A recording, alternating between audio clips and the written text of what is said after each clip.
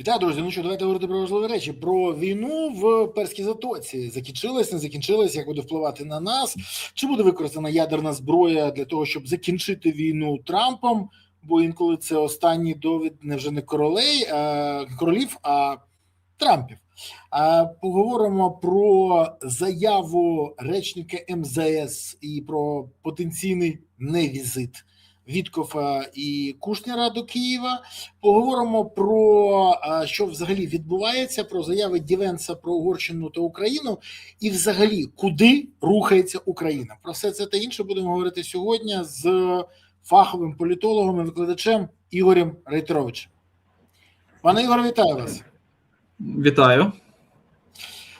Пане Ігоре, скажіть мені, будь ласка, от вам не здається, що війна в Ірані нагадує приказку «покарати неможливо, помилувати»? Ну, в залежності від того, куди поставити кому, такий сенс буде. Або покарати неможливо помилувати, або покарати неможливо помилувати.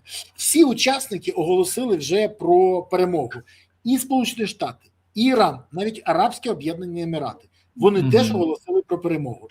І перемир'я вже 2 тижні, але знову навіть вибухи, знову щось непорозуміння. Трамп вже знову робить заяви про те, що якщо хтось зриває, то він пошкодує. Цій війні взагалі можна ставити крапку, чи все ж таки кому? І чого чекати далі? Який вихід для Трампа існує сьогодні?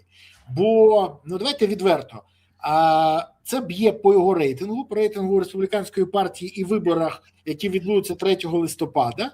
І тут нема позитивного рішення. Це розуміють всі, Іран теж, і вони якби використовують цю ситуацію. То як виходити з цього? І чи буде вихід? Ну, я би поставив кому. Точно не можна ставити крапку або 3 крапки. Я, до речі, не впевнений, що навіть вони доведуть до кінця ці мирні перемовини. Судячи з сьогоднішнього дня, Іран тільки що офіційно Ізраїль звинуватив в тому, що вони порушили перемир'я, Ізраїль звинуватить зараз Іран. Коротше кажучи, є такий момент, що може вони там ще ні до чого і не домовляться. Але очевидно, що станом на зараз Трамп вже наговорив стільки переможних реляцій, що йому нема куди діватися. Ну, тобто йому треба далі рухати цю тезу, що ми перемогли. Цей Хекзет сьогодні, міністр війни, сказав, що Іран стояв на колінах, молив, щоб ми зупинили бомбардування, і ми великі переможці. Для Трампа історія дійсно дуже погана в тому плані, що він не буде мати однозначно позитивного рішення, але в нього є зараз час якось викрутити ситуацію трошки на свою користь. Ну, принаймні, довести до логічного завершення історію з цією війною, укласти якусь там угоду з Іраном. І як він сьогодні сказав одному журналісту, я згадував якраз в себе там на стрімі, до вас, створити спільний консорціум, який буде брати плату за прохід кораблів Ормузькою протокою разом з Іраном. Той факт, що до цієї війни ніхто ніякої плати не брав, вже мало кого цікавить. Тому що Трампу треба принести якісь результати. І я не виключаю, що він взагалі цю фішку зараз робить ключовою з точки зору своєї якоїсь там внутрішньої кампанії і з точки зору того, що він буде розказувати, ну, що це дійсно перемога, бо ми тепер на цьому заробляємо. Але, знаєте, от залишився, як в тому анекдоті, ложечки знайшлися, але осад залишився. І для Сполучених Штатів насправді цей осад колосальний. Тому що Трамп розсварився з усіма союзниками. Він показав, що якщо дуже довго гляти оці, як там кажуть, геділки, то він може першим моргнути. Тому що я не можу по-іншому, в принципі, розцінювати сьогоднішню ніч, коли взлітають бомбардувальники, а потім розвертаються і летять назад. Ну ти якщо вже робиш, то роби. Він не зробив. Відповідно, Іран може спокійно говорити, що ми політичну війну виграли, там режим зберегли. Власне, що вони сьогодні і зробили. Написали, що завдяки мученикам ми перемогли. Але є один момент. Ви ж бачили вчора істерію, яка почалася ввечері, коли Макрон повідомив, що негайно, до речі, французи сподобались найбільше. Заява в десь 23-ї ночі, коли негайно збираємо на ранок Раду безпеки. Негайно на ранок. От французи кращі. Це в 11-ту ночі. А Іспанія попередила своїх громадян не пересуватися, запастися водою, їжею, ліками. Британці, німці. Вчора лунали заяви один з одного. Нью-Йорк Таймс почав інформувати про те, що може бути використана ядерна зброя. 13 березня в ефірі з Олегом Саакяном я озвучив про те, що в Білому домі розглядають використання ядерної зброї як останню можливість. І тоді багато хто не повірив і сказав, та ну як це може бути, ядерна зброя в наш час. Але вчора світові лідери реагували на інформацію про те, про те, що повідомив Нью-Йорк Таймс, і на виліт бомбардувальників, як на реальну загрозу використання ядерної зброї. І багато хто каже, що відслідковувалось пересування цієї зброї. Наскільки реально взагалі було використання такої зброї сьогодні, в наш час, і які б були наслідки для України і світу, якщо б це сталося? Чи це все ж таки залишається лякалкою? Для всіх завжди ядерна зброя була 45-го року. Останній раз її використовували як наступальну дію 6 і 9 серпня Хіросіма і Нагасакі. Так. Але далі тільки зброя стримування. І тут була інформація, що більше, це можливо тактична ядерна зброя буде використана. Ні, я думаю, що це якраз історія про те, як Білий дім, нічого прямо не говорячи, всіх розвів. Давайте так скажемо. Я абсолютно не вірю, щоб вони цю ядерну зброю використовували. Це дійсно звучить... навіть завантажився в літаки? Наскільки я розумію, вони в літаки її не завантажували. Навіть якщо вони їх завантажили, дивіться, цікавий момент. Мало хто знає, але літаки, які літають, наприклад, по кордонам Європейського Союзу і в інший кордон НАТО, вони озброюються теж ядерною зброєю. Так. Тобто вони літають спеціально, у них є чергування, і вони беруть на борт цю зброю.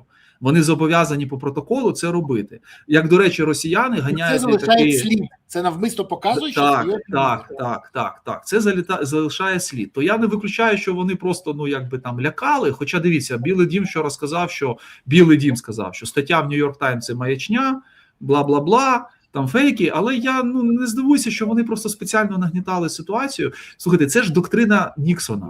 Це ж президент Ніксон брав літаки, на них вантажили ядерну зброю, і він їх направляв в бік Радянського Союзу.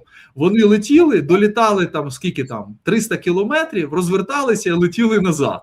В той час, як тут всі бігали і готувалися до відбиття ядерного удару. Мені здається, Трамп вирішив просто в ці ігри пограти, але очевидно, що навіть якби в нього народилася така думка, йому би просто не дали далі по цьому ланцюжку таке рішення приймати. Я, до речі, колись дивився, як це рішення приймається, і повинен сказати, що не так просто, дуже непросто. Це тільки в фільмах, знаєте, пане президенте, ядерний валізочка, натискайте ключ А, ключ Б і полетіло. Ні, воно так не працює.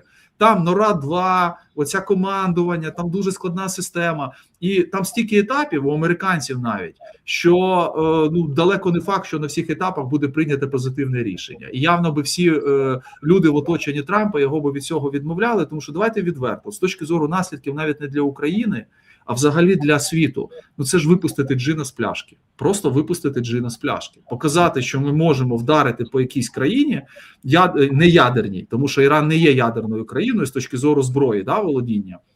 Вдарити ядерною зброєю просто тому, що нам хочеться. Або там війна зайшла в глухий кут. Крім того, найважливіший момент, як би ми зараз не ставилися до Трампа і команди його, але все ж таки американці та люди раціональні, я думаю, з цим складно посперечатися. Простий висновок. Яка військова користь від цього? Жодної. Жодної. Немає в Ірані об'єктів, удар по яким привів би відразу до капітуляції режиму. Тим більше ви ж подивіться, що повиганяли, скільки людей повиганяли іранці на вулиці, не на вулиці, а до цих електростанцій, мостів і так далі. Вони використали живий щит. Так, це живий щит. Це, до речі, як колись пропонував цей покидьок Кадиров робити, пам'ятаєте, що я на всі свої електростанції посажу українських полонених. От в нього була така думка. Да, він казав, коли наші дрони дружелюбні туди долетіли, вгатили по їхнім казармам, він сказав, ми будемо туди військовополонених саджати українських, хоча тоді навіть ООН прокинулося, і Червоний Хрест, і сказали, ви що, це заборонено, це там порушує конвенції і так далі.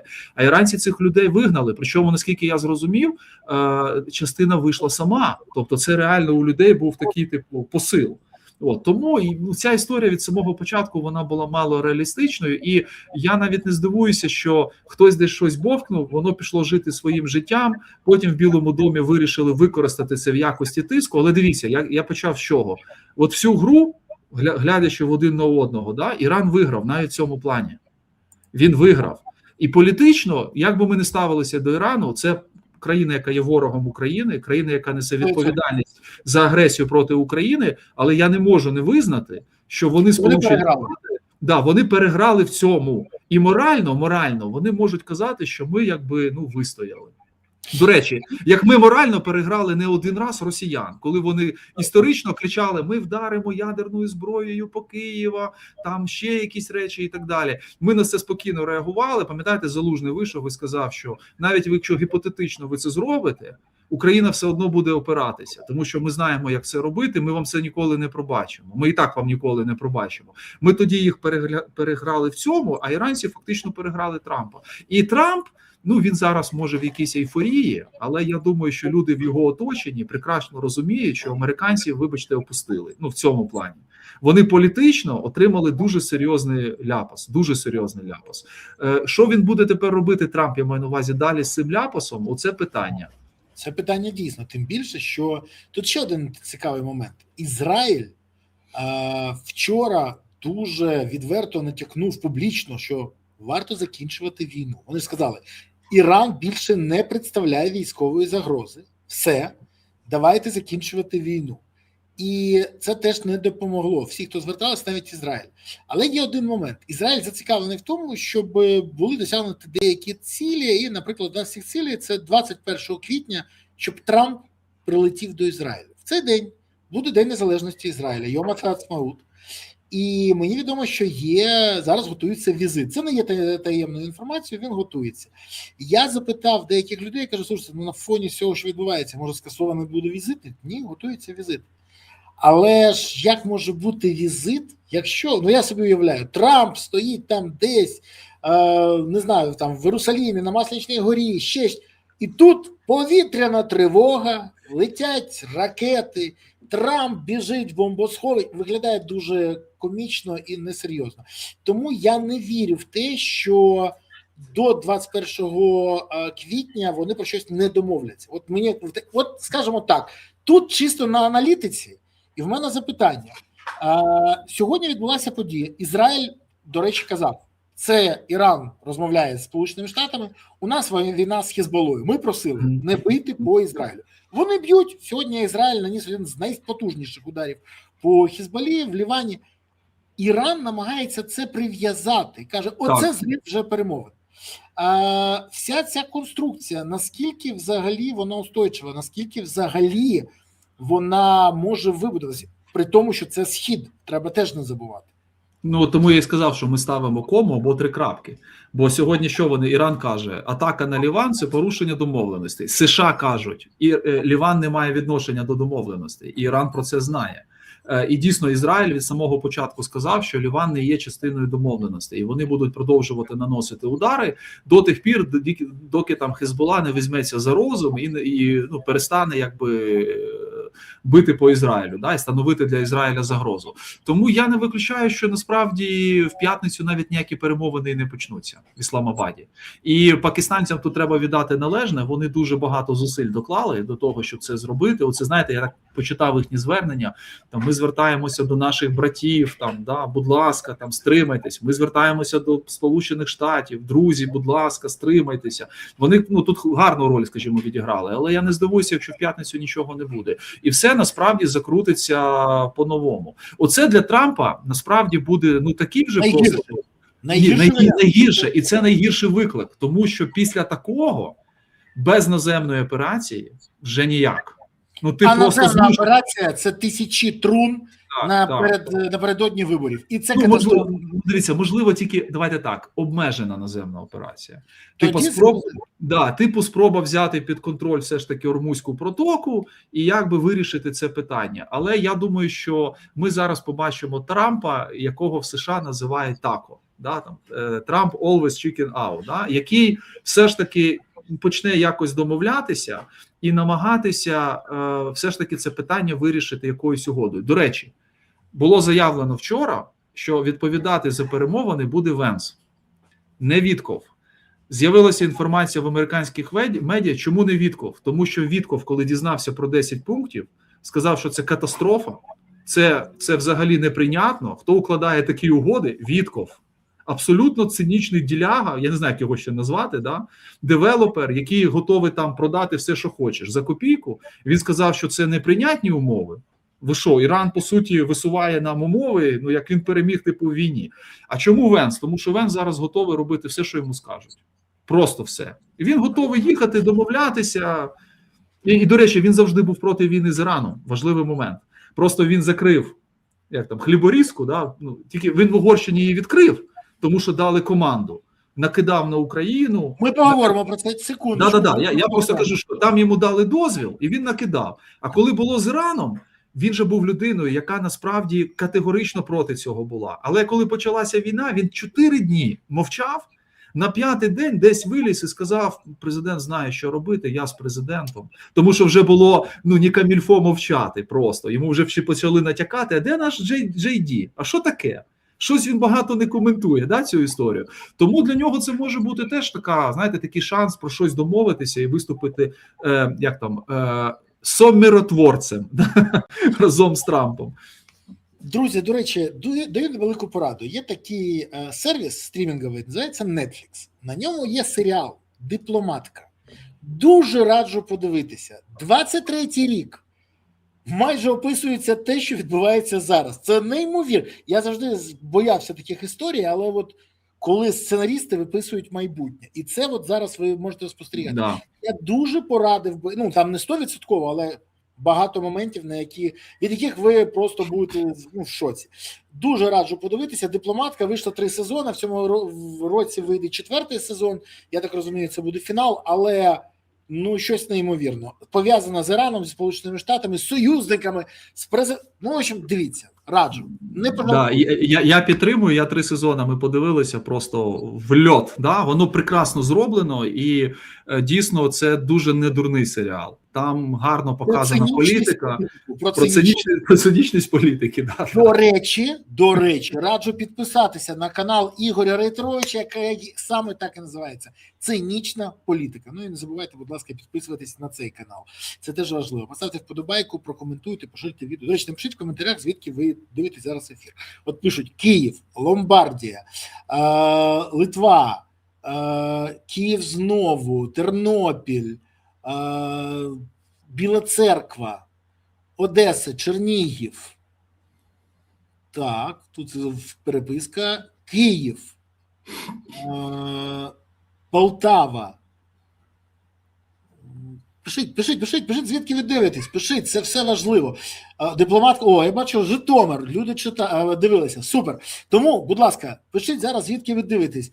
Те, що дипломатка вам сподобалась, я бачу, але важливо, що ви писали. От Вінниччина, Мелітополь, Борщага, Троя. Де Троя? Як завжди, де Троя? Село Женишківці, Одеса. Пишіть, це важливо. Ми завжди аналізуємо і будемо звати, хто звідки дивитесь. Пане Ігоре, скажіть мені, будь ласка, речник МЗС Георгій Тихий заявив, що запрошення, увага, тут дуже важливо, все ж таки він є фахівцем і не просто так використав таке формулювання. Запрошення американської делегації до Києва залишається в силі. Спецпредставник Трампа, Вітков і його радник Кушнер можуть приїхати або обговорити з українською стороною документи про гарантії безпеки. Можуть приїхати, а можуть не приїхати. Анонсувалося, що зараз от повинні бути. І тут така заява. Це заклик до них, це прохання, будь ласка, приїдьте через спікера МЗС, зрозуміло, і просить голова держави. Сподівання на цей приїзд – це єдиний план, який є у нашої влади? Я думаю, да. І, до речі, це важливий це важливий дуже момент. Якось воно все виглядає, що ми, випрошуємо тепер цей візит. Спочатку була заява Буданова, потім ще кілька заяв, які були там з Офісу президента, тепер от офіційне звернення зі сторони Міністерства закордонних справ. Я думаю, що про це говорили, що, власне, цей візит повинен відбутися. І, точніше, може відбутися. І оскільки зараз ситуація знову знову трішки підвисла, то ми намагаємося цю ініціативу перехопити. В чому справа? Трамп написав сьогодні, що участь у перемовинах візьмуть там з Іраном Джей Ді Венс, але він згадав і Віткофа і Кушнера, вони теж туди поїдуть. І тому, відповідно, якщо вони, дивіться, давайте уявимо, вони поїдуть туди, то вони ж там можуть затриматися на 2 тижні. Тоді не приїдуть сюди до нас. А для нас, в принципі, було б це важливо, бо Зеленський ж тиждень розказує, що ми підготували нові пропозиції щодо гарантій безпеки, і вони набагато краще, ніж попередні пропозиції. А як же ж ти їх можеш передати, якщо нема через кого? Да? І тоді сенс було ці пропозиції готувати, якщо американці їх навіть забрати не можуть. Тому, скоріш за все, зараз для влади це важлива така історія.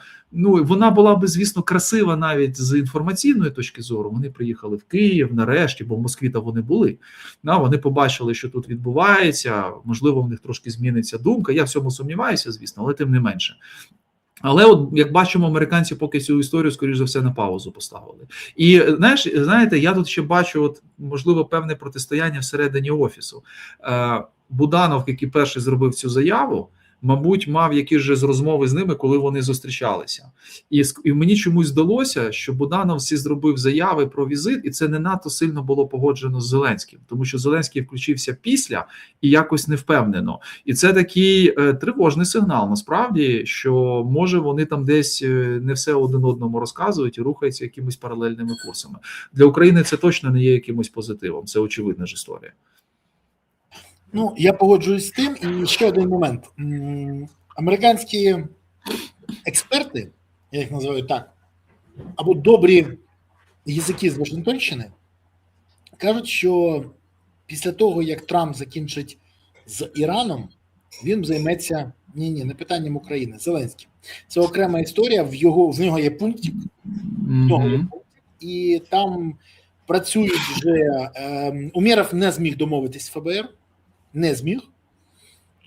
І все це якби налаштовує Володимира Олександровича зараз пришвидшитись, бо він розуміє ситуацію. І більше того, він розуміє, що затеки є на руках у американців. І дуже хоче якби вже про щось домовлятися, там, одночасно думаючи, якби зберегти і обличчя, і рейтинги. Тут той самий випадок, коли хочеться і рибку з'їсти, і на човнику покататися. Там трохи інакше, але перефразуємо. Дуже цікаво, як буде з цього виходити Офіс президента, тому що відверто Буданову багато речей робити не дають. Оце правда, це факт. І обмеживши його в повноваженнях і залишаючи велику кількість людей Єрмака, які досі орієнтуються на нього, виконують вказівки, це фактично праця на інтерес організованого злочинного групування, а не України. І ми це бачимо. Замість того, щоб взагалі переформатувати підхід роботи Офісу. Але питання, мабуть, до Банкової, не до нас з вами. При цьому є ще одна цікава заява. От ми зачепили МЗС, міністр закордонних справ пан Сибіга виклав дуже красивий допис про те, що в Україні змінюються дипломатичні номери для автівок. Навіть зникає номер 1, який був завжди за Росією, їх дадуть іншим країнам. Але чомусь промовчав про припинення повноважень почесного консула на Домінікані, яка прославилась своїми фото в кокошнику, але без трусів. Хоча фото без кокошнику, були гарні. Чому промовчав міністр? Як ви вважаєте? І як, скажіть мені, будь ласка, вже колишній почесний консул пройшла перевірку навіть в компетентних органах, як було заявлено МЗС. Це заява МЗС, я цитую, в компетентних органах, якщо звичайні користувачі соцмереж знайшли те, що її скомпрометувало, це ж не тільки кокошник, це і заяви, що вона жаліла тих росіян, що від них бренди пішли і інше. В мене питання, а вона точно проходила цю перевірку? І чому одночасно з цим відкликали посла на Кубі? Я думаю, що там перевірку вона, якщо проходила, то вона трошки відрізнялася від стандартної перевірки. Давайте так скажемо. В рамках тих фотокарток, які ми бачили. Дивіться, я ні на що не натякаю, але на превеликий жаль, це практика, яка в нас мала місце. Ми ж розуміємо, що іноді такі речі, давайте його більш широко назвемо кумівством, вони відповідно грають роль. Оскільки ця історія набула розголосу, набула розголосу в соціальних мережах і набула розголосу передусім через те, що вона одягала одяг, який фактично є російським, давайте так скажемо, що тригерна дуже історія. Я, до речі, відразу хочу сказати, що якби там просто були якісь фотографії без кокошника, умовно кажучи, то в принципі без питань. Дійсно. І тут кожна людина має право робити, що хоче, всі дорослі люди. Якщо б не було коментарів в бік росіян, Оце ж суть. Просто тут, знаєте, щоб нас зараз не звинуватили, що два чоловіки там якимось сексизмом займаються. Жодним чином. Пане Ігорі, я зразу сказав. Фото без кокошника були гарні. Так, гарні. Питань немає взагалі. Тут саме питання в принципах певних, що коли людина, яка претендує на таку посаду, так, за цю посаду не платять гроші. Це теж треба уточнити. Але в документах МЗС, в правилах записано, що такими консулами стають люди, які поведінкою і своїм статусом презентують Україну, тобто які повинні бути бездоганні з точки зору репутації. У нас, до речі, багато почесних консулів, якщо подивитися в різних країнах, це люди, якісь там науковці, там бізнесмени, які працюють, вони мають певну репутацію і вони виконують ще цю функцію. А тут виходить, що ці дописи в бік Росії, фото в кокошнику, це трошки не про бездоганну репутацію країни, презентації країни. Тому міністерство тут відкатик такий зробило і з одного боку правильно, мабуть, поступили, з іншого боку, ми що дізналися? Ми дізналися, що насправді, на жаль, багато рішень продовжують прийматися за старими принципами. І все. Хтось когось знає, хтось про щось домовився. З іншого боку, це не така тригерна історія, як історія з деякими нашими послами, які призначені в країни. А це посол, це вже не почесний консул. Це людина, яка попадає на дипломатичну службу, яка отримує гроші, яка отримує багато інших речей. Там у нас є прекрасні історії там в Болгарії, потім в Омані, наприклад. До речі, її там звинувачували, що вона якось не так одягається. Не питання. Я бачив і дописи про те, що все правильно вона одягається, але її останні фото в хахламі, по-моєму, там вже довели. Теж, я вибачаюсь, якщо ви приділяєте увагу одягу на якісь такі заходи, елементарно ж можна перевірити. Це ж, дійсно трохи дивно виглядає. Реально, ти одягаєш таку штуку, яка тригерна з точки зору того, що відбувається в твоїй країні. Але чому це відбувається? Тому що людина взагалі нічого не розуміє в дипломатичному етикеті. І нічого не розуміє в дипломатичному протоколі. Розумієте? Просто нічого не розуміє. А для цього треба вчитися. От хтось каже, а чому там вчитися? Дипломатам читають окремо, яку ложку брати в руку, яку вілку брати, виделку, що одягати можна, а чого одягати не можна. І чому в деяких країнах, якщо ти зайдеш в кроватці, це буде образа господарів, або ще якісь там речі. А коли призначають людину, яка, хто там вона була, коуч з розвитку, там ще якісь речі, чого ми тоді очікуємо? Слухайте, людина одягається так, як вона вважає за потрібне, зустрічається з шейхами, а потім ми дивуємося, чому росіяни себе в країнах Близького Сходу прекрасно почувають, вкладають туди до біса бабла і торгують з ними. А ми, маючи прекрасні можливості для торгівлі, бо ми маємо багато того, в чому вони зацікавлені, цього не робимо. Тому що в нас посли непрофесійні працюють. Бо ми не можемо зрозуміти простої логіки. Треба посилати людину, яка знає, що і як треба робити. Все, крапка. Я навіть сперечатися не буду. В 2020 році мені запропонували поїхати послом в Ізраїль. Запропонував міністр закордонних справ Дмитро Кулеба. Запропонував, сказав, що дивись, мову ти знаєш, місцевий менталітет ти знаєш, людей там ти знаєш, супер. Я от кажу, Діма, ви мені хочете так круто закрити? Я ж розумію, що коли я відправлюся, я ж повинен буду погоджуватися за всім, що відбувається. І він каже, дивись, це ж ти ж будеш членом команди. Я кажу, я, мабуть, відмовлюсь, тому що в мене нема профільної освіти, і я не можу бути послом, якщо є інші гідні цієї посади люди. От зараз, дивлячись, хто посол в Ізраїлі, який навколо нього корупційний скандал, Ну, я не знаю, що сказати. До речі, це Ні, ну слухайте, посол, який ходить на прийом до Єрмака, потім бере адвоката Єрмака і везе в Ізраїль. Ну чесно, я тоді жартував, казав: якщо в мене виникне потреба завтра поїхати в Ізраїль, я можу викликати посла. Є опція там, як там знаєте, бізнес-пакет, да? Там супровід з послом, да?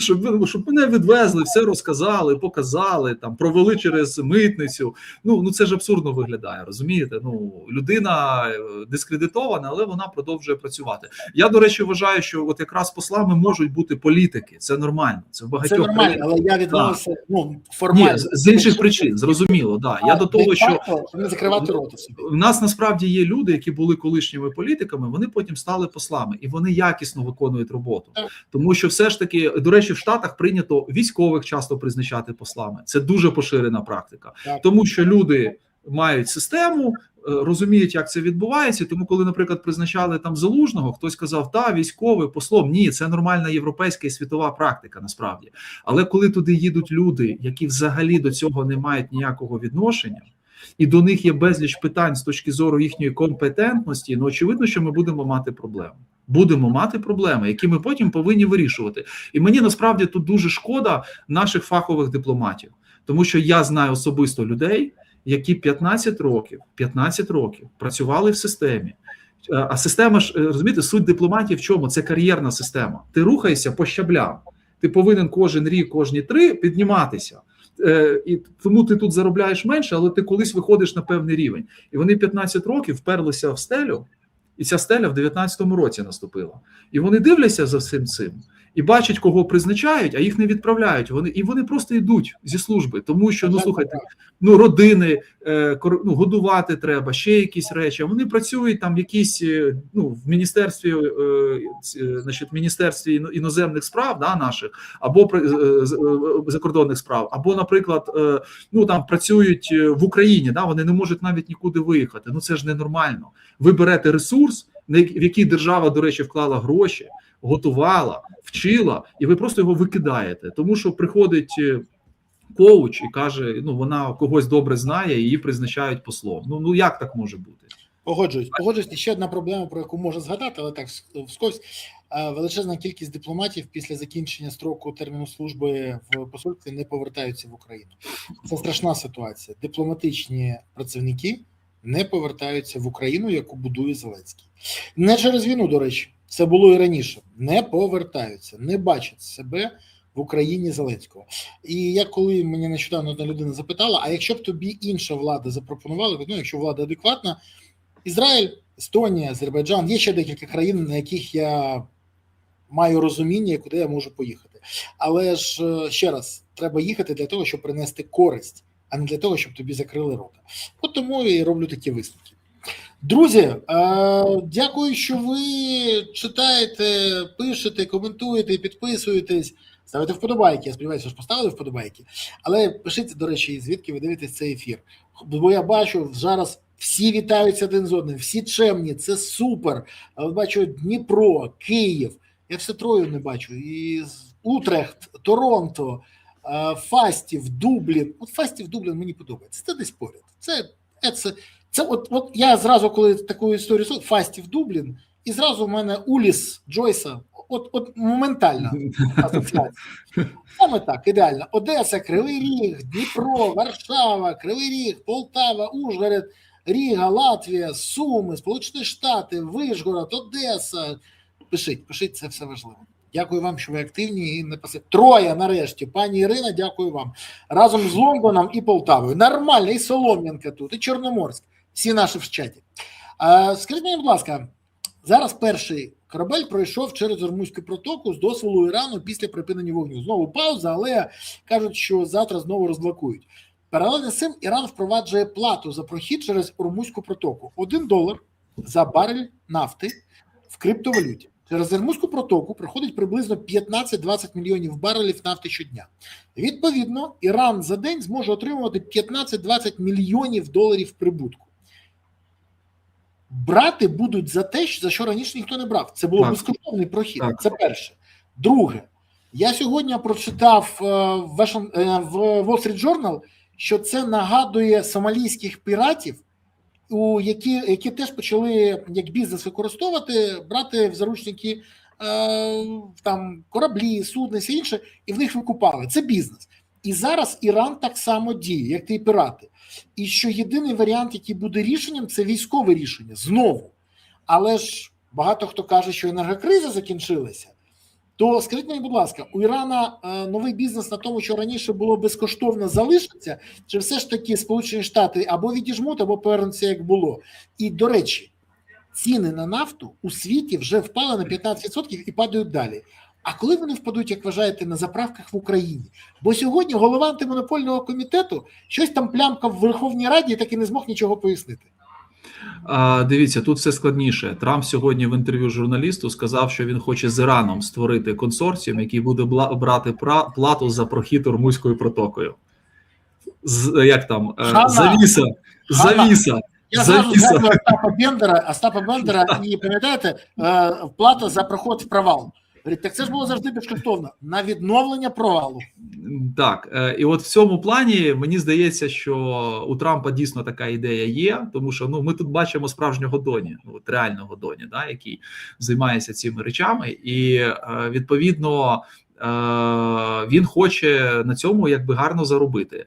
Одному Ірану це точно не дозволять робити, давайте так. Значить, або Трамп буде разом з Іраном збирати якийсь там дохід з цієї протоки, або власне Ірану просто не дозволять це робити одноособово. Я не вірю, що у Ірана просто вистачить сил, так би мовити, цим займатися на виключно одноосібній основі. До речі, є ще варіант, там же з іншого боку Оман, і от вони можуть Іран це робити вдвох, але за Оманом буде хто стояти? Сполучені Штати Америки. І вони будуть на цьому заробляти. Але взагалі це унікальна просто історія.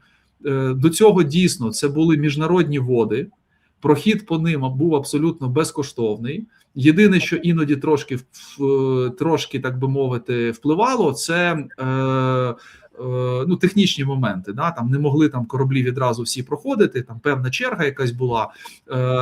Так що Іран, мені здається, на цьому заробить тільки зараз. Потім від цього або прийдеться відмовлятися, або вони повністю, так би мовити, з Сполученими Штатами домовляться і удвох почнуть робити на цьому бабло. Я просто не можу по-іншому це назвати. Це показова історія, яка насправді демонструє, чого Трамп хотів від самого початку. І, власне, от є зараз варіант, що він може це отримати. Він же ж хотів якимось чином контролювати нафту іранську.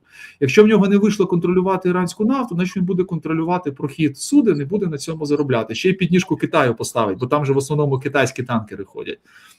Але слухайте, історія, прекрасна. Це реально Остап Бендер, сучасний, просто на посаді президента США. Тобто він тупо знаходить якісь варіанти, які не налазять на голову, які як маячня виглядають, але він сьогодні на повному серйозі каже про це журналісту. І журналіст каже, це супер ідея, це класна ідея, заробляти на цьому. І Трамп каже, ми ж не просто ж так бомбили, ми ж повинні заробляти. І нормально.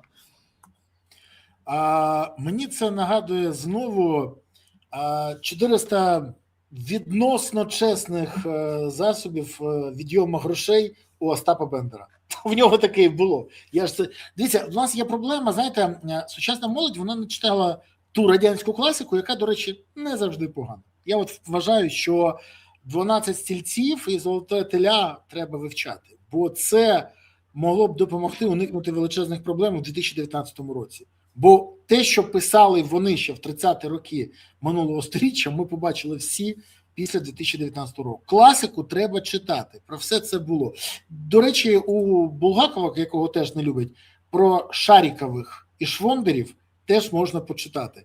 І теж ми бачимо все це. В Україні їх вистачає. Бо вроді Шарікова і нема, а нащадки залишилися. Пане Ігорі, скажіть мені, будь ласка, віце-президент Джей Ді Венс прилетів до Угорщини і заявив, що був обурений інформацією про нібито намір президента України Володимира Зеленського відправити солдатів до резиденції прем'єр-міністра Угорщини Віктора Орбана. Мені здавалось, ми вже все це з'їли, перетравили і вийшло. Більше того, я особисто за це шпинав Зеленського, бо це була найдурніша його заява. Але після цього він красава, вимушений похвалити його. Він засунув собі язика за зуби і рота не відкривав на цю тему. Добре. Але Венс почав це грати і заявив, що такі дії є неприйнятними та скандальними. А далі він додав те, що вже починає насторожувати. Він заявив, що в українських спецслужбах існують елементи, які намагалися втрутитися, увага, в американські та угорські вибори. Він назвав це частиною ціни співпраці з Україною. Ці заяви пов'язані лише з виборами в Угорщині, чи це початок інформаційної атаки в бік самої України?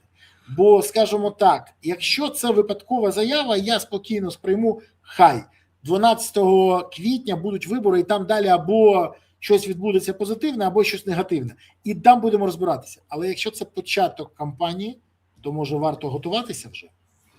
Я думаю, що це історія, коли одне не виключає інше. Дивіться, однією рукою вони намагаються зберегти Орбана, і це кричуще просто втручання у внутрішні справи іншої країни. Давайте відверто скажемо. Я не пам'ятаю взагалі останні років, мабуть, я не знаю скільки, 40 чи 50, щоб настільки представник Сполучених Штатів, віце-президент, прямо закликав голосувати за конкретного кандидата і при цьому там звинувачував опозицію, бюрократів в Брюсселі і Україну в тому, що вони намагаються зірвати вибори і зробити щось інше. Да?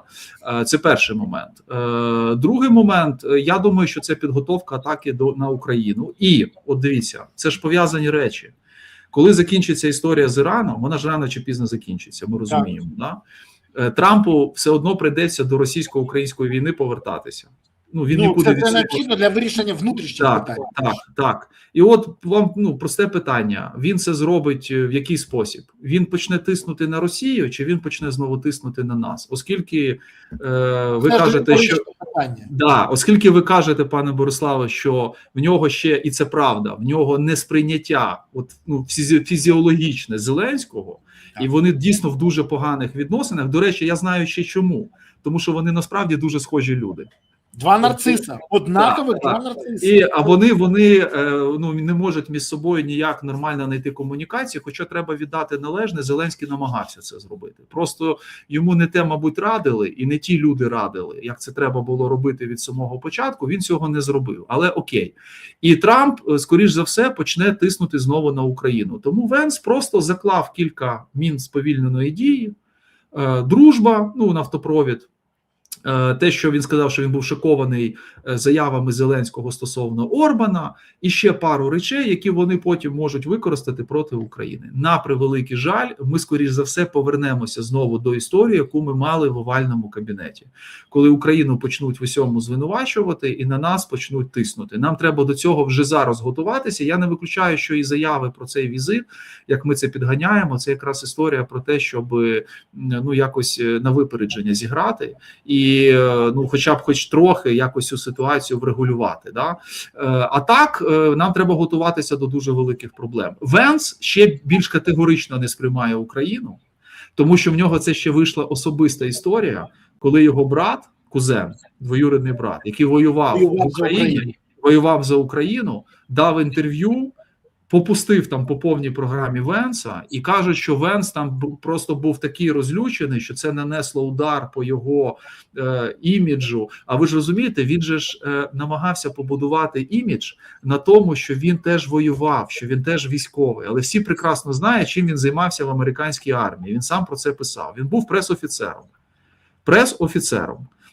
Він був в Іраку, але він сам розказував в своїй книзі, що він виїжджав там 3 чи 4 рази кудись в місто під охороною величезної кількості там бронетранспортерів і так далі, і не знає, що таке реальна війна. А його кузен ткнув носом його і сказав, що ти менше дивися в Інстаграмі, а от більше, приїдь і подивися, як це реально відбувається. І тому у Венса, мені здається, теж особиста є претензія до Зеленського. Тим більше згадайте, хто ж наїжджав тоді на Зеленського в овальному кабінеті спочатку? Це був Венс.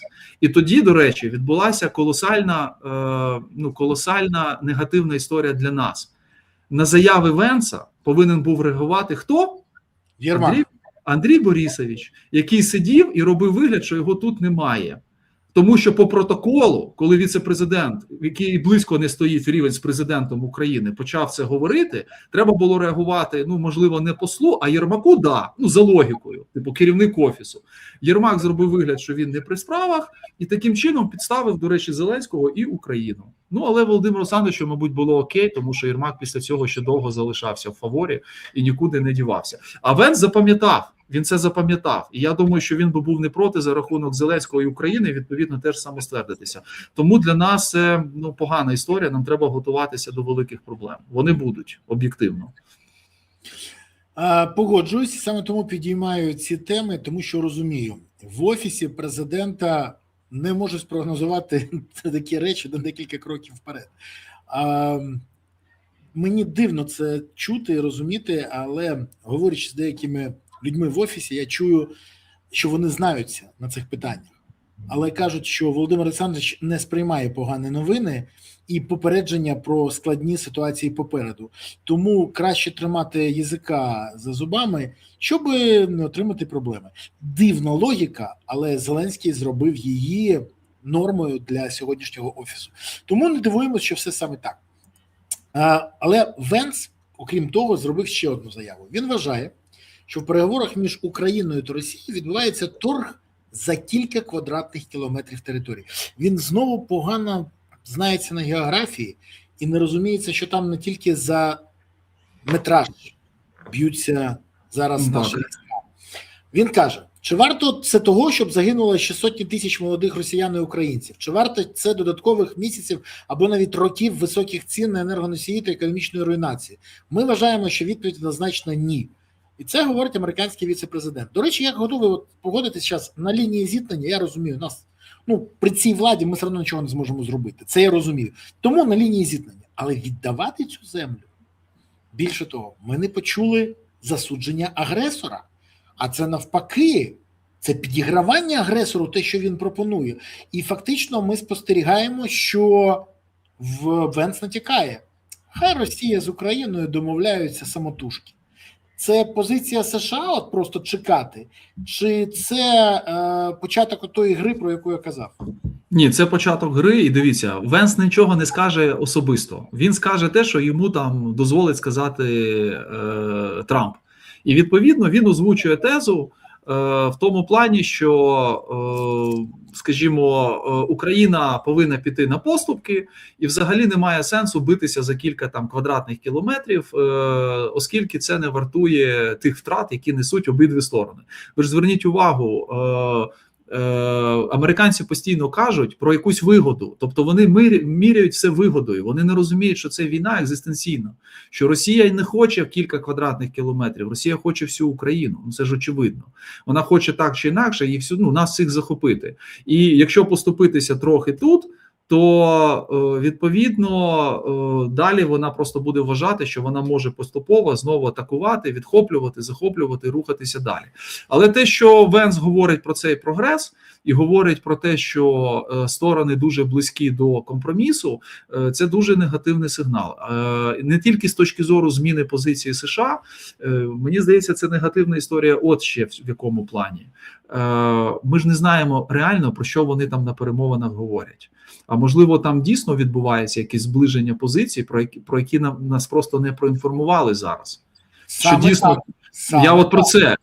Я не вірю, звісно, в те, що наша влада здасть території. Я не сильно в це вірю, тому що це самогубство і політичне, і не тільки. Але те, що вони можуть, наприклад, це зробити в якийсь інший спосіб, оця історія, вона може мати місце, на превеликий жаль. І це може якось відбуватися через типу вільну економічну зону, ще якісь там речі і так далі. Поки ми, наскільки мені відомо, і от була нещодавно велика, дуже якісна стаття на «Українській правді», здається, про те, що там було на перемовинах, в тому числі спілкувалися з людьми, які були в нашій делегації. Вони кажуть, що Україна поки від цього абсолютно не відступає, не здається і не збирається якби відступати. Да? Але там прозвучала така фраза, що Україна постійно підхоплює американський наратив про демілітаризовану зону, що ми якби не проти цього наративу, що ми намагаємося цей наратив якимось чином там реалізовувати на практиці, і ми вважаємо його якби прийнятним. Да? От важливий момент. Так що я боюся, що там є щось таке за цих перемовинах, що дає підстави Венсу дійсно говорити, що сторони близькі до вирішення питання, і, можливо, скоро ми сядемо і будемо якісь такі речі обговорювати. На жаль, ну я не знаю просто, як по-іншому ще на це дивитися. З одного боку, або на нас тупо йде атака, або там дійсно про щось почали домовлятися, американці тепер все вхопляться і просто не відстануть, будуть докручувати до кінця. Очевидно, що Трамп не буде тиснути на Росію, на жаль, як би нам не хотілося. На жаль, саме так. Але зараз хочу звернутися до наших глядачів. Друзі, не забувайте ставити ці вподобайки. Я вже тут притомився казати про це, але це ваша допомога каналу. Не забувайте підписувати в описі цього відео. Є посилання на канал «Цинічна політика». Це канал Ігоря Рейтеровича. Підписуйтесь на нього. Підписуйтесь на цей канал. Це ваша допомога каналу, щоб вони працювали і існували. А ще не забувайте писати в коментарях, що ви думаєте і звідки ви дивитесь. Місто, селище, країну, куди закинула вас доля. І що ви думаєте з приводу того, що ви почули.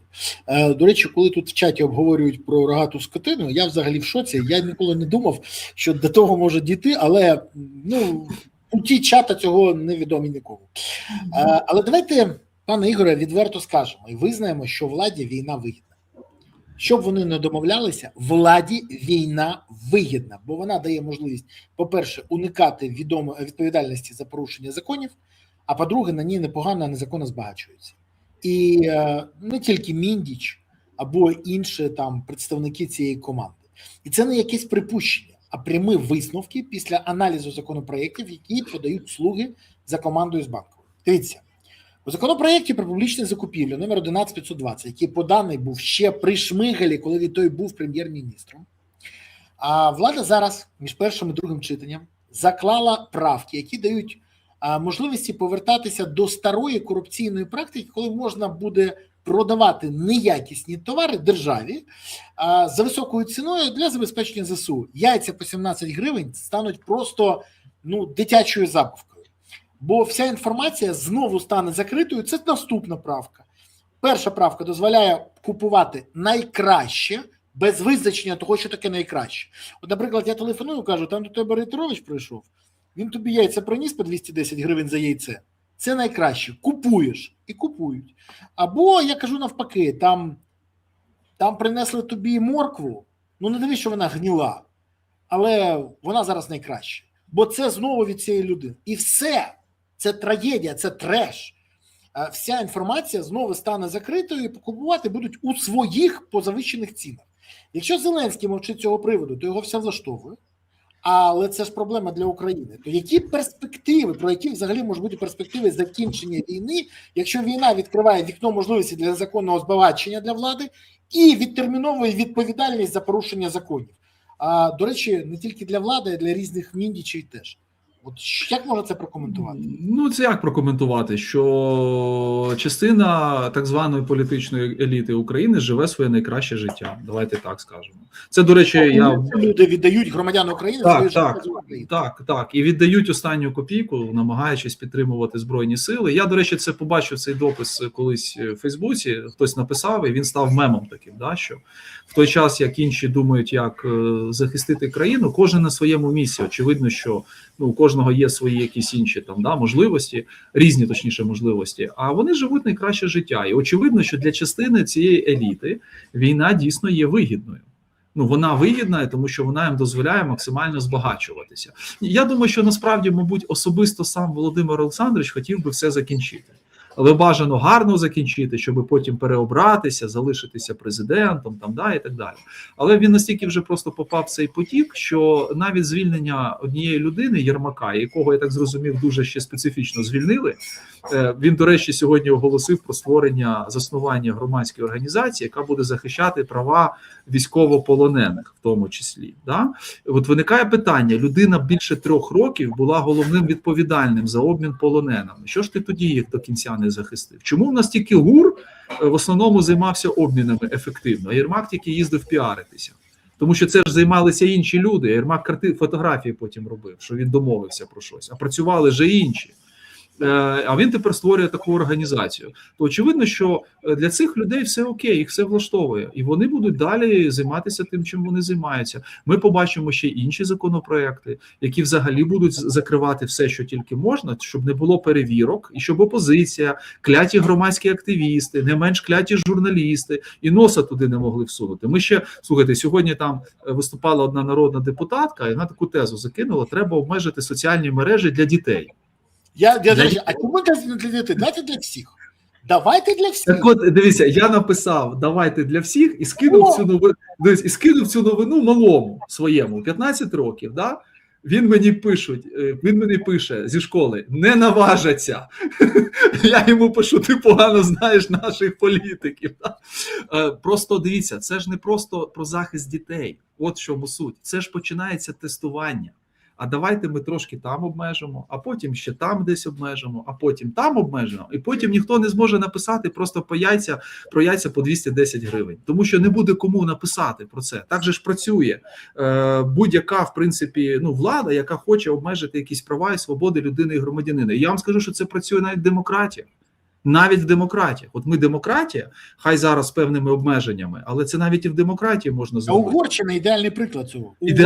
Ідеальніший приклад. Да. Країна, яка була раніше на перших місцях за рівнем відкритості всього, да, зараз просто авторитарна по великому рахунку.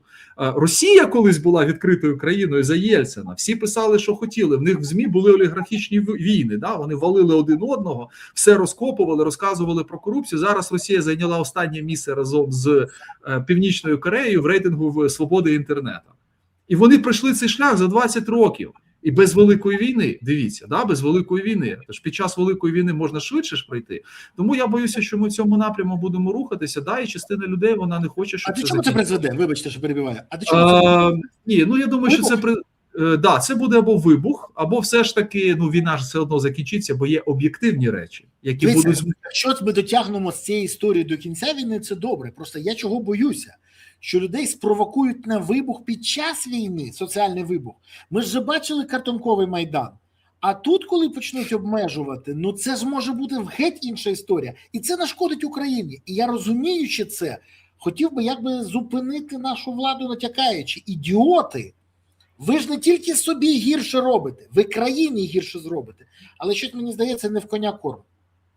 Абсолютно. Тут дійсно, ми ж говоримо зараз навіть не про особистості, ми говоримо про державу. Що, слухайте, зупиніться, ви ж настільки вже виводите з себе людей, що люди просто, рано чи пізно в них станеться цей вибух. Да? От вони йдуть на заправки, дивляться на ціни. Да? От сьогодні прем'єрка пише: ми фіксуємо позитивну тенденцію на ринку, нафти. Я закликаю наші там якісь компанії знизити ціни. Я вибачаюся, а на біса тобі антимонопольний комітет? Реально, да? А на біса тобі профільне міністерство. Тут ви не праві. Антимонопольний комітет потрібен для того, щоб його голова отримав декілька підозр в корупції і пояснював, що гроші в нього, десятки мільйонів грошей незаконного збагачення, за продану малину. Тільки для цього. Це шоу. Вони знімають шоу. От я ж про це і кажу. А люди ж дратуються. Тому що вони читають: нафта впала сьогодні 13%, мазут на 17%, завтра буде ще нижче впаде, але ж ціни це не змінює, да? І ціни навіть більше стають. Вже почали додавати третю клітинку, да? Тому що дві не влазило для цих, треба третю додати клітинку. А дехто жартував, каже: давайте залишимо дві, але в євро. Що ми будемо вже там займатися якимись речами? Або за 100 грам. Да, або за 100 грам. І от в цьому плані, мені здається, що влада дійсно не розуміє, що у людей є певна межа. І це буде погано для країни. І я не здивуюся, якщо ті люди, яких зараз звинувачують тому, що вони надто критичні до влади, ми в тому числі з вами, наприклад, потім ще будуть волати, де тільки можна, людям: не виходьте, будь ласка. Не чіпайте їх, давайте завершимо війну, а потім вже якось в контексті виборів це вирішимо. Мені складно зараз представити, коли в нас хлопці, дівчата з фронту повернуться, і вони побачать багато історій, які отут відбуваються, і вони ж просто, як казали про одного там прокурора: Валера, я офігел. Да? От буде приблизно таке, але в них же буде абсолютно загострене відчуття справедливості. І вони ж будуть по-іншому реагувати. Владі треба до цього зараз готуватися. Причому ви ж не дурні, ви ж можете вчитися на інших помилках. Ви можете вчитися на помилках тих же Сполучених Штатів, які пережили там багато воєн, да, і потім якось розбиралися з ветеранами і намагалися їх інтегрувати. Ви можете подивитися на інші приклади, але вони просто, я намагався, от говорю і намагаюся підібрати українське слово, не можу підібрати, скажу, вибачте, російською, не обучаємоє. Ну це просто гарно, вони просто невиліковні. Ну да, вони просто тупо не хочуть вчитися. Хоча вони мають таку можливість, вчитися вже на свої. Вони не освічені. Да, вони просто не освічені, вони некомпетентні, і оцей ефект Данінга-Крюгера, він же ж нікуди не подівся. Здавалося б, за 7 років можна було якось його позбутися, ні, він все одно продовжує діяти. Тому тільки залишається попереджати і говорити: не чіпайте, не влізай, вб'є. Да, як це на трансформаторних будках пишуть: от не влізай, вб'є, не чіпай. Але вони все одно думають: не урвали там, значить урвемо тут. А потім дивуються, чому в них рейтинги такі, чому їх люди ненавидять. Тому що вони самі до цього привели. Так я вам більше скажу. Ви бачите, що вони замість якихось дій тільки імітують бурхливі дії. Але там, де треба закрити комусь рота, вони максимально включаються. От мені, наприклад, вже відома інформація, я завтра про це буду писати, що зараз знову загострення на банку, і, мабуть, тому що весна, не знаю, але дали команду, наприклад, працювати по деяких блогерах. Знаю, що дали команду знову працювати по Залужному і по Кличку. Це дуже смішно. Загострення, весна, у шизоїдів загострення. І це не жарт. Бо ми бачимо саме це. Але є імітація бурхливих дій. Наприклад, сьогодні Роман Костенко звучив, звісно, що це не його ідея, те, що він почув від слуг і від представників влади. ТЦК реформують та розділять соціальну функцію та функцію призиву. Замість ТЦК, увага, з'явиться офіс призову або офіс комплектування. Точно буде слово офіс, каже нардеп Роман Костенко. Ще раз, це ідея Офісу президента. В них всюди офіси. Офіс президента, офіс генпрокурора, офіс простих рішень. Офіси є, ефективних дій немає. І довбограї з Офісу президента вважають, що якось змінивши назву, вони вирішать проблему. Ви мені скажіть, будь ласка, вони взагалі розуміють, що вони тільки загострюють ситуацію? До речі, я говорив сьогодні з одним з представників Міноборони і кажу: дивіться, а якщо приблизно, скільки часу займе оця історія з новою назвою, з переходом з одної форми в іншу? Кажу, як людина, яка займалась переводом з комісаріатів в ТЦК від півроку до року. Я кажу, а весь час що робити? Говорить, але ж це ж не ми, це ж вони вирішують. Я в шоці. Дивіться, що в шоці. З іншого боку, тут є батіг, але ж вони і пряник підготували. Арахамія ж сказав, що 2 мільйони людей, які не оновили дані, знімуть з розшуку. Вони сподіваються, що вони однією рукою дадуть, іншою рукою візьмуть і зімітують реформу. Хоча в мене все ж таки є поки певні надії, що якусь нормальну реформу вони почнуть принаймні робити, тому що тут патова ситуація, тут вже нема куди діватися. Оце треба враховувати. І можливо просто необхідність реального виживання і власного виживання, оце важливий момент, їх простимулює нормально до цього поставитися і спробувати дійсно дослухатися до людей, зробити так, як це. До речі, пропонував ще в 2023 році, якщо я не помиляюся, тодішній головнокомандувач Валерій Залужний. Він же казав, що в принципі нам треба на це звернути увагу. Він пропонував, як це можна було зробити. Тоді не послухалися, може зараз послухається. По великому рахунку, якщо ви вже не можете вигадати самі, візьміть чужу ідею, вкрадіть її, назвіть її своєю, тільки реалізуйте, тільки дайте можливість нормально вирішувати ті проблеми, які на сьогоднішній день стоять перед країною. Шанси на це є, небагато, але сподіваємося, що інстинкт виживання тут спрацює, і вони все ж таки це зроблять. Сподіваємось, бо як там було у Лесі Українки? Сподіваюсь, без надії, да? Будемо сподіватися, бо це єдине, що нам залишається. А ми з вами будемо і далі зустрічатися в ефірі, обговорювати, що відбувається, пояснювати людям, що ховається за туманом політики, і не тільки озвучувати те, що є, а й проговорювати перспективи. Коли людина розуміє, що в неї попереду, вона може корелювати свої дії для того, щоб мінімізувати негатив і отримати максимально потрібний позитивний результат. Це, до речі, те, що за 7 років могли б навчитися на Банковій. Але знову кажу, Вони живуть, якщо у мене, які знімають серіал, і досі не можуть звикнути, що дублів в житті не буває. Пане Ігорі, вам дякую за ефір. Тримаємося і до зустрічі в новому ефірі. Па-па. Дякую, до зустрічі. Друзі, вам я щиро дякую, що дивилися. Дякую, що підписалися, поставили вподобайку, прокоментували, поширили, написали, звідки дивитесь, що думаєте, підписалися на канал Ігоря Рейтеровича. Цинічна політика, в описі цього відео воно є. І головне, за що хочу вам подякувати, те, що ви підтримуєте Збройні Сили України, за те, що донатите на ЗСУ, приєднуєтесь до ЗСУ, допомагаєте ЗСУ. ЗСУ – це дійсно єдина сила, яка є запорукою того, що Україна є майбутнє. Якщо підтримувати ЗСУ, то ви так гарантуєте, що України буде гідне майбутнє. Тому гуртуємося всі навколо інтересів Збройних сил, щоб не втратити це гідне майбутнє. Дякую вам. Тримаємося, все буде Україна. Па-па.